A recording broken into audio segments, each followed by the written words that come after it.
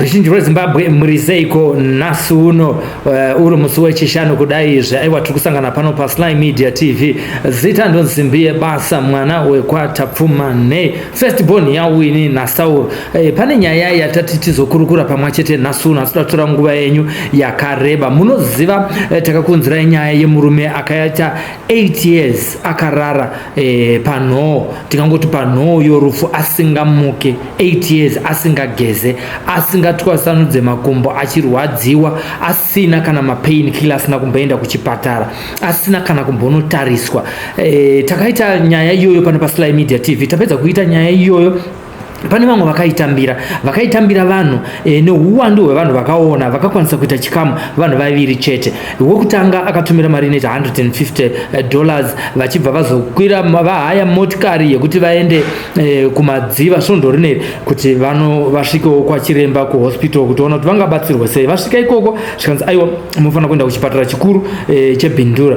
Nhasi uno vapinda muchipatara cheBindura. Ndopandinoda kuti munzwe pari kuda kuti nyika dzekunze dzipindire panyaya iyi nekuti tega pachite zvedu tazvitadza. Kachiti nyika dzekunze ndikureva kuti imi maZimbabweans vari kunze kwenyika vari kunzvimbo dzakasiyana siyana muno muZimbabwe munogona kupindira panyaya iyi ikafamba zvakanaka. Nyaya iripo ndeyekuti asvika kuBindura hospital anyorerwa zvaanyorerwa akaudzwawo kuti chinoitika ndechekuti kuti tigone kukurapa iwewe enda utonozvitengera mishonga yatanyora patsamba yako iyi tongoti prescription handitika ndobva vanyora zvikanzi izvo pari kudiwa yavanoti UNP neLFT FBC neX-ray zvese zviri kukosta mari inosvika $150. Asi muri kuzivawo kuti murume uyu haazi kushanda, murume uyu haana medical aid, murume uyu haana kana mari yekudya.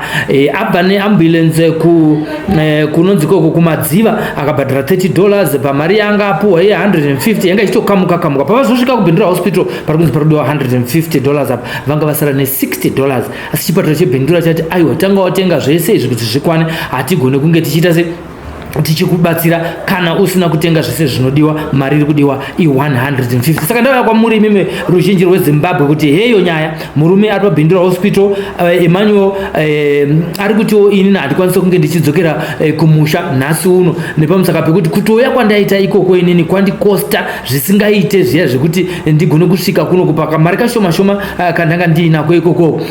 VaEmmanuel Chirume ndichitaura navo panhare vati inini handisi kuenda kumba ndiri kutofira pano nhasi enda ari kukomplaina kuti nekuda kwokuburitswa nekutakudzwa kwanga achiitwawo mumotikari gumbo rake rimwe pane zvaitika pabvi apa pabhonzo repabvi apa kutaura kwake ari kutaura kuti ndiri kufungidzira kuti bhonzo iroro ratotyoka amheno zvaitika ipapa.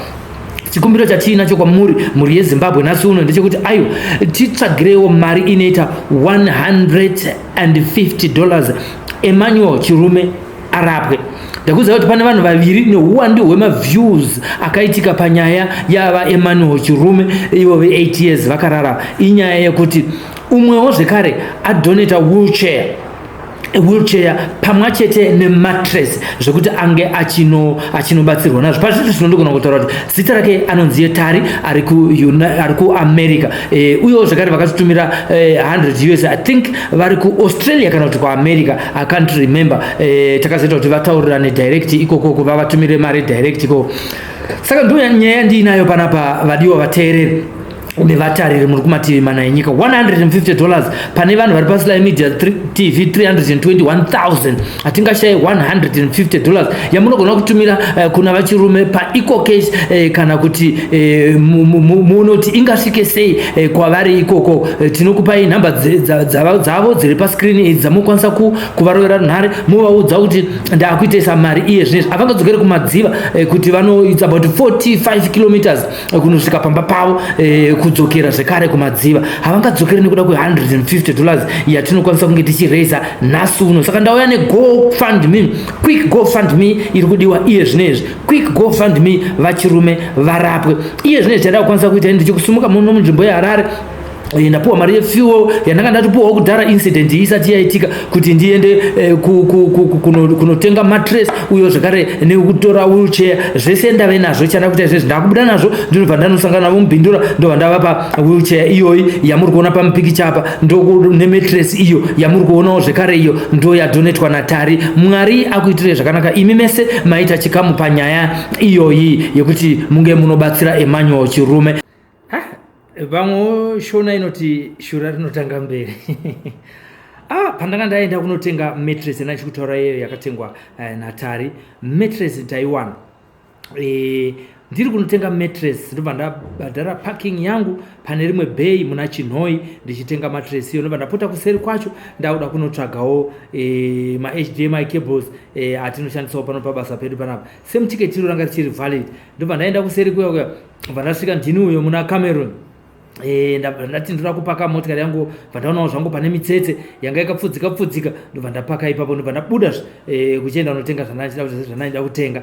Chirega unzwe zvaitika manje ndichidzoka ndaona motikari yaclaim ndobva ndapuwa ticket re$46 iri riri panapa iri zvikanzi wapaka paentrance inopinda mumall yevamwe ini haufa ticket rangu inga riripo wana zvikanzi nyaya yako yekupaka paentrance but pane malaini aripo kaya malaini aya anoratidza kuti makagadzira malaini imi malaini mazhinji emuguta reHarare munomu matiri kunzi muchaita smart city zvino uno haazi kuoneka zvekuti vazhinjiwo vakatombosungwa apaka osiya apaka asi akatanangira line kana kuti akatsika line rachona iroro nekuti ringe risinganatsooneka. Ndo situation yatikusangana nayo muno muHarare. Ini ndaonawo line risina kunatsoita zvakanaka asi riripo richiratidza kuti pakaiswa line.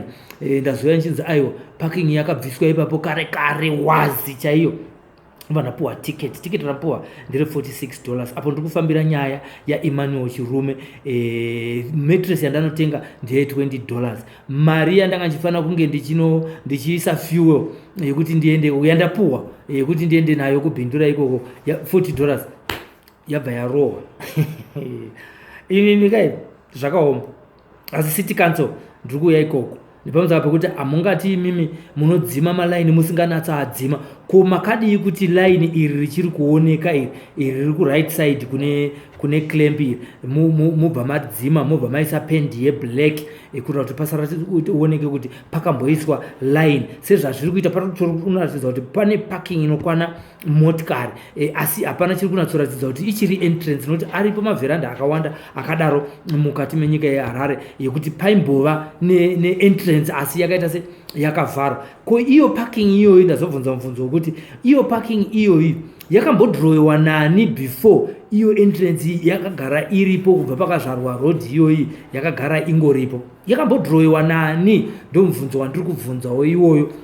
Uyewo zvekare pakadii kupendwa kuti twese turipo utu yellow white line twamuri kuona kuti matsvanga turipo se tuchiri ipapo makadii kuti zvamakapabvisa mubva mapenda black inenge yetara pasamboratidza kuti pakambenge paine car park yakanga yakaiswa ikoko parking space yakanga yakaiswa ikoko sezvinewo paside muri kuona side kune mota ukoko pamberi pacho paside apa hapana futi parking asi pakamira mota yepolisi unmarked car iri yepolisi ine mupurisa zvayanga ari mukati. Ndazongonyarawo zvangu kuitora foto ndikati handisi kudenana hangu nemapurisa kuti kosi uyu mupurisa uyu asina kusungwa ari above the law here because mapakiro anga akaita kwake kwanga akatopaka hakutori mborina kana line kana rakapfudzika hakuna asi inini kusaidi kwangu ranga ririko asi mupurisa iye haana kupuwa tiketi. Mota yangu yasungwa aripo ndikaenda ndikanobhadhara aripo ndikadzoka aripo nemota iyo yakapakwa ipapo iye akagara mukati. Ndo selective application of the law here. Aiwa haisiyo nyaya hatifambire nyaya yatafambira nhasi. Tineimwe nyaya zvekare yatiri kurova pano paFinally Media TV yatakatanga kutobata yatakamboita makore 3-4 apfuura. Iri nyaya yemwe murume anonziye Chigasha shumba yevaroyi kugoko.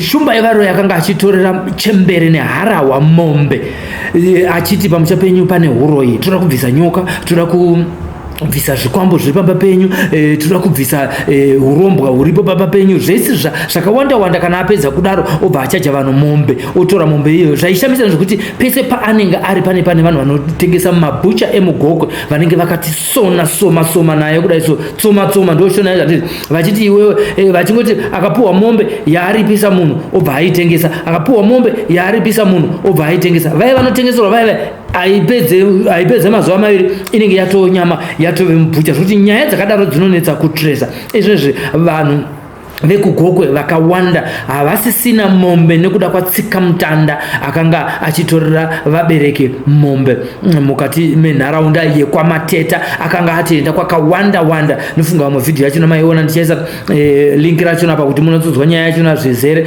Nyaya iri kusuwisa asi iri kufadza vanhu vekwamateta ndeyekuti Chigasha shumba yevaroi iye zvinezvi akazosangana nemumwe munhu waakanga achiti ada kubvisa nyanga iri pamba pake.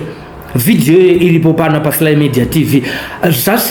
Asvika ipapo ndobva audzwa unzi iwewe ukada kuita zvekutamba yangu nyanga ukwanise kuibvisa. Akati unonyepa iwo, ini ndiri n'anga yemakoko. Handi makaona video imwe yaakanga achivhaira achitrinya achitsururura chaizvo. Akati inini ndakapenga, inini ndinogaura kureva kuti ndinodonedza varoi vese nevakaromba vese. Asi akazosvika pamwe paakanga achida kubvisa nyanga, atorwa nemunin'ina wake zvikanzi handi unobvisa nyanga iri kwa businessmen, kusenda kwa businessmen. Vasvika ikoko asikutungwa nenyanga, atungwa nenyanga achibva afira ipapo. Izvi zvakanetsa vanhu kuti kun'anga ine mukurumbira yazorohwa sei nenyanga. Zvamunoona nyaya yekunyepera kuti ndiri n'anga iwe usiri n'anga, unyepera kuti ndiri sekuru iwe usiri sekuru, uchiita zvako zvaunenge uchiita ikoko, kana madhirama zvako uchibira vanhu mombe ikoko unozosangana nazvo. Azvadaro mukadzi waChigasha shumba yevaroi akazopopotera bamudi kuti imi ndimaenda nemurume wangu kumashops kwa businessmen muchinda anobvisa nyanga. Zvadaro baba munini vachinzwa izvozvo munin'ina wacho akabva atora poison achibvafa pakapazisa zita makuva maviri kugoko kwamateta. Kana une nyaya iyoyi zvizere titumiro panhamba iri pascreen utoudza kuti ndezvipi zvakanatsoitika chaizvo pashopping center iyoyi musi wachona pari kunzi paibviswa nyanga yakazorova Chigasha shumba yevaroi anozviti mukomana anozviti tsika mutanda. Vanhu vari kuti zvakamuwanawo vazhinji vari mugokwe vanomuziva vakatorerwa mombe vari kufara zvekufara zvezvo, asi mhuri yake izere nekusuwa sezvo zvazvinonzwa kuti mudzimai wacho achipopotera bamudiki. Tichiramba chikupai nyaya iyi zvizere kuti tikudze kuti ndezvipi zviri kutora nzvimbo. Iye zvine tiri kumbofambira nyaya iyoyi kubhindura timboona kuti zvakamira sei. Kubhindura ikoko kune nyaya zvakare kumadziva kumwe chete kune nyaya yemurume akatora mukadzi wake vakaita vana 4. Vaita vana 4 haana kana mbonobvisa tsvakirai kunokwana atezvara. Mukadzi wake akazosvika pakurwara, unofunga makore maviri achirwara kusvika mukadzi wake afa. Akazorambirwa kuti amuvige nana atezvara nekuda kwokuti vakanga vachida kuroorerwa asati abvisirwa pfuma. Inyaya imwe yatiri kukudzirai pano paSly Media TV. Interview yachona yatovepo, recording yavepo, hama nasahwira nemaneighbors. Nyaya yachona tatoibata. Saka subscribe kuti usapererwe kana kushoterwa nenyaya idzi kana kudarikirwa nenyaya idzodzi dzanditi aiwa kwanhasi rega timire pano. Ndangandati handisi kugaridza nditi ndangana kuti ndichangokupai zvidimbu. Ndo zvimwe zvakunofanira kusubscribe paSly Media TV nokuti tichikupai nyaya dzinopisa. Tichakupai update mangwana kuti kubhindura hospital varamba kuadmita murume asina mari. Tichiti isusu tinotsvaga tiende paFacebook motora 60 yaanayo momupa jekiseni nezvimwe zvinokwana pamari yaainayo zvisingakwane mozomupa zvozoitwa kana tareizawo mariyo asi ari muchipatara. But chipatara chemuZimbabwe charamba kuti chimurape. Makore mangane after independence mapensioners achitadza kurapwa muzvipatara. Vane mamedical aid futi watakaita last week mumurume ane gumbo rakatyoka adonha pamusiwo wekoke kuningirikino kunonzika kubudiriro 5 akarambirwa zvekare kurapwa muparire nyatwa achinzizvo mari iri kudiwa 3000 something and 4000 something achinatsoziva. Saka muzvipatara zvemuZimbabwe munobudika here, panonyambukika here apa kana zvinhu zvakamira zvakadai. Asi nyaya iri panapa haisi kuti tiongorore sei zviri kudaro. Nyaya iri panapa kuti ngatidonetere vaEmmanuel Chirume panhamba dzataisa pascreen, matumirawo mari yekuti vagononge vachirapa muchipatara vedu. Rwakakomborwa ruoko runopa pane runogamuchira. Zita ndinonzi Sylvester Tafuma-Nei. I sign out. Nyaya ndiyo imwe chete.